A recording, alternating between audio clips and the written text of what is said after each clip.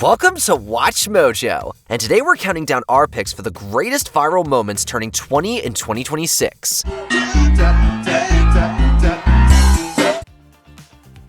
Number 20, Free Hugs Campaign. A man only known as Juan Man began this campaign in 2004, which involved him holding up a sign in public saying free hugs. It all began with one man who 2.5 years ago decided to spend a day a week in Sydney's busy Pitt Street Mall sharing the love. He started doing this in Sydney, but the idea wouldn't become popular in 2006, before blowing up. He even got told off by the police for what he was doing. It went global after he released a music video using footage from 2004, using the song All the Same by Sick Puppies. Do it all over again. It's all the same. This quickly turned the idea into a global phenomenon. Juan Man was even invited onto Oprah after it went viral. Number 19, Tunak Ton. What do you do when someone says your music videos are only popular because they feature a lot of dancing women? Well, someone told Punjabi musician Daler Mendy this, so he created this bizarre video featuring only himself.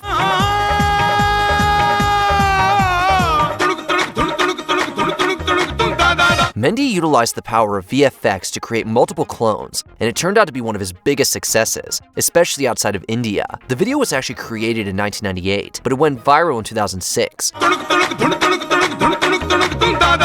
It was so huge that, in 2007, game developers Blizzard added a version of the dance to their hit title, World of Warcraft. Number 18, Lolcat. Cats have existed for millions of years, and in that time, many of them would have been especially lengthy. Only one was worthy of being granted the title Lolcat though. Their name was originally Shiro, a Japanese cat who was a major meme during 2006. This happened after a comical photo of the cat's long body was posted on a Japanese image board. Owners claimed she was a remarkable 26 inches long. While it's unclear exactly when she became a celebrity, the term Lolcat first entered the Urban Dictionary in 2006. Lolcat then lived to the grand age of 18, an impressive age for a cat, but sadly passed away in 2020. Number 17, A Message from Chad and Steve. YouTube was created in early 2005 and rapidly became a household name. It was founded by three men, Chad Hurley, Javed Karim, and Steve Chen. In October 2006, they sold the company to Google for an incredible $1.65 billion. We have some exciting news for you. We've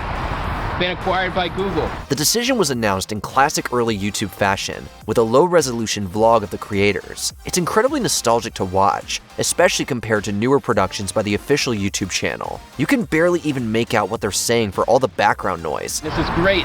Two kings have gotten together, and we're going to be able to provide you an even better service and build even more innovative features for you. It's mind-blowing how much the website has grown since, but we can't help feeling nostalgic for those early days. Number 16, Fred Figglehorn. In the late 2000s, Fred was one of the most disliked YouTubers. The character, created by Lucas Cruikshank, was meant to be an irritating yet funny child with an absurdly high-pitched voice. Sometimes when I'm alone out here, I play on the swings that they have, because we have three of them and I play on them. It's pretty fun. He first began uploading videos in 2006, but moved them all to a separate channel in 2008. Now, we can't help but think fondly of Fred's early years on the internet. In the years since, there have been countless scandals and controversies on YouTube. I'm pretty bored and it's Halloween, so I don't really know what I'm supposed to do. Maybe I can kill a few hours playing PlayStation. This makes Fred feel way more innocent in hindsight. He was originally detested, but not for doing anything malicious. It was simply because his high-pitched voice got on people's nerves. Number 15, Not the Bees. In 2006, Nicolas Cage starred in a remake of the classic 1973 British horror picture, The Wicker Man. It received almost no positive reviews, but has become a classic in the years since. I promise you, if she's here, I'll find her. I know you will. This is because it's so poorly made that it's a hilarious watch. Its most iconic scene is easily the moment where Cage gets covered in bees. The movie was released in 2006, and it became an internet sensation in 2007. No, not the bees! Not the bees! Years later, it's still fondly remembered. It's become so ingrained in pop culture that it's referenced all over the place. For instance, in the video game Terraria, there's a secret option to create an entirely bee-themed world called Not the Bees. Number 14, Will it blend? We can safely say, as long as blenders have existed, people have been putting things in them that they shouldn't. Will it blend?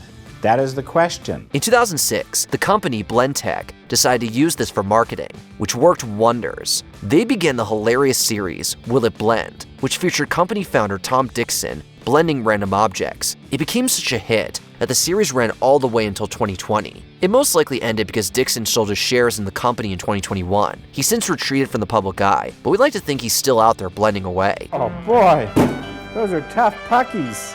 Whew, what a smell. Number 13, Snakes on a Plane. You could easily argue that the most iconic line from 2006 cinema came from Snakes on a Plane. The film had a $33 million budget, but only made $62 million at the box office, meaning it barely broke even. Oh, great. Just great. Is there a problem, mister? Well, gee, what do you think? Despite its failure, it's fondly remembered today. Interestingly, the studio wanted it to be a PG-13 film, but test screenings convinced them to raise the age rating. This pleased Samuel Jackson, who had insisted on swearing during filming, but was told no. After the test screenings failed, they reshot the movie with all the adult language Jackson desired. Enough is enough! I have had it with these mother snakes on this mother plane! Everybody strap in! This decision saved the movie, as without that iconic line, it would have probably flopped even harder. Number 12, Guinness World Record for most t-shirts worn at one time. Keeping a world record can be especially hard when your attempt goes viral. This motivates copycats across the globe to try to beat you. This is exactly what happened to radio host Matt McAllister, who released a video of himself wearing 155 t-shirts in 2006. At the time, it was a massive feat, and the accompanying video was mesmerizing. McAllister did too good a job though, encouraging loads of others to try stealing his record. People have since managed to beat his record by over 100 t-shirts. He tried reclaiming his title on Live with Regis and Kelly, but only wore 177 of the intended 240 shirts. On the bright side, no one can claim they popularized it quite like he did. Number 11, Caramel Dancin'. One of the most viral Eurodance tracks ever produced was Caramel Dancin', performed by the virtual Caramella Girls. The song was released in 2001, but the creators, Caramel, broke up only a year later. It found fame in the year 2006, and since then, it's become a staple of 2000s internet culture. This happened after a musician named Speedy Cake released a sped-up version. It came about after he made a mistake while mixing the track, but people loved it so much, he released a full remix.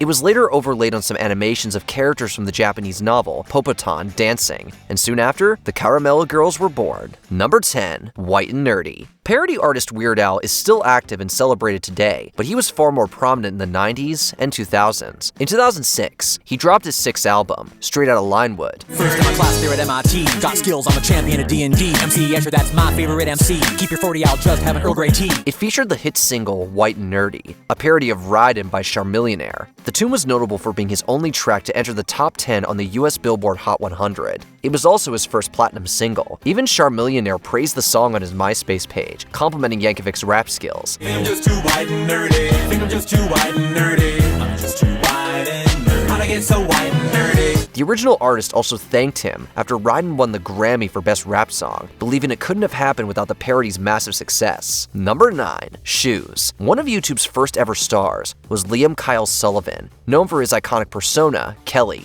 She's intended to be a comedic stereotype of a 2000s American woman who loves shopping. Kelly, what are you gonna do with your life? I'm going to get what I want. Sullivan created Kelly in 2005 when he made her part of his stand-up routine. It was only when he dropped the music video for Shoes a year later that she became a viral sensation. The video even got shoutouts from celebrity comedians Margaret Cho and Andy Samberg. These shoes rule. These shoes suck. These shoes suck. These shoes suck. It went on to win a People's Choice Award in 2008, beating other early YouTube titans like Tay Zunde and Kara Cunningham. Number 8, Angry German Kid. Overlaying fake translations on foreign language videos has been a popular pastime of internet users for decades. One of the earliest examples of this was the Angry German Kid video. Creator Norman Kochanowski uploaded a 4-minute clip of him screaming at his PC in 2006. It quickly went global, with countless edits spawning online, with their own subtitles, completely changing the original meaning. People at the time couldn't tell if it was real or fake, but it was later revealed to be a performance. Sadly, many people initially thought it was real, making Kochanowski's school life especially difficult. Years later, he returned to YouTube under the name Hercules Beats, then dropped a diss track aimed at his haters. Number 7, Impossible is Nothing. Video resumes are not the standard, but depending on your field, they can help you stand out from the crowd. Here, we see one created by Alexi Vayner to land himself a banking job. To be successful, you must first know exactly what you want to achieve. Second, you need to commit to the sacrifices that it will take to achieve your goal. It definitely made him stand out, but not in the way he hoped. It begins with Vayner praising himself, then ends with him still praising himself, but while karate chopping bricks. Remember, impossible is nothing. Vayner was far from happy about his resume being published and shared, leading to a lengthy dispute between him and the blog Ivygate. It was so popular, it got parodied by both Michael Cera and How I Met Your Mother. Number 6. It's over 9,000. Few anime franchises are as influential as Dragon Ball. In the early days of the internet, it spawned a plethora of memes, years after the original series finished airing. Kakarot's power level is increasing. This included the famous catchphrase, "It's over 9,000," coming from an early episode of Dragon Ball Z. The clip was posted to 4chan in 2006, then blew up in the following months. It started as just an in-joke between friends, but grew into something far bigger, as is the case for most memes. It's over 9,000! 9,000? There's no way that can be right! It can't! Countless edits of the scene were created, leading the phrase to become a staple of the early internet. Number 5. Extreme Mentos and Diet Coke. People have been dropping Mentos and Diet Coke for years, with two kid scientists famously showing it off on a talk show in 1999. It then became increasingly popular on YouTube in 2005, but the most memorable video came from 2006.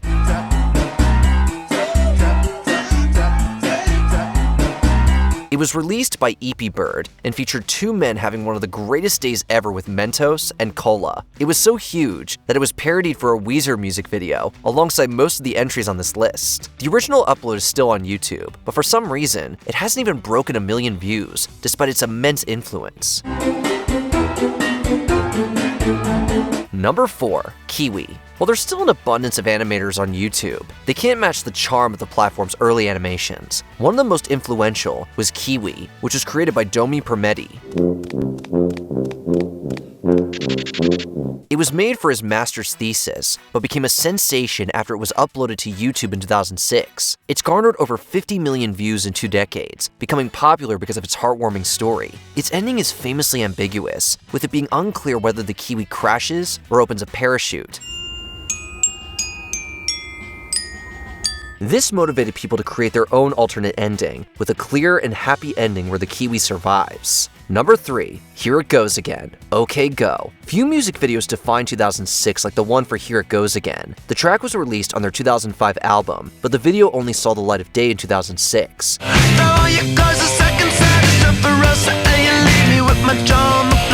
Its creation was hidden by the band's bosses, since they spent $4,000 on it and had to briefly pause touring. After sitting on a laptop for about a year, they decided to publish it to YouTube, which turned into a brilliant idea. It quickly became a viral sensation on account of the impressive treadmill choreography.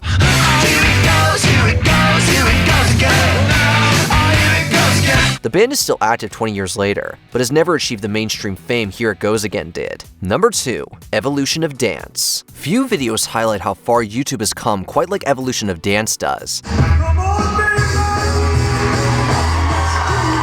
Now, the website features thousands of professionally created dance videos, but none of them hit as hard as this did back in 2006. It features an iconic dance routine created by Judson Lively in 2003, then uploaded to YouTube in 2006. For most of 2006 to 2009, it was the most viewed video on the website.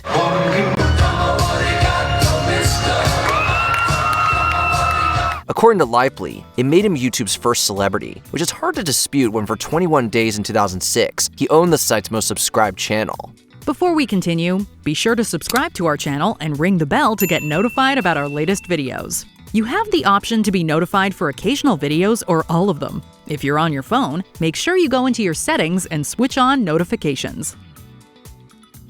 Number 1. Lolcat. Humans have been taking whimsical photos of cats as early as the 1870s. We finally invented a name for this trend in 2006, which was, of course, Lolcats. Records show the term was first used in 2006, coinciding with their rise in popularity. Lolcats then dominated the internet, and years later, they still do, even though the term's barely used anymore. Their format has changed significantly, but cats with comical captions have infinite potential, so it's likely Lolcats will outlive all of us. Tons have even become their own memes, like the icon has cheeseburger cats or grumpy cat, who took the internet by storm in 2012. Do you have a favorite moment from 2006, and did we mention it today? Let us know in the comments.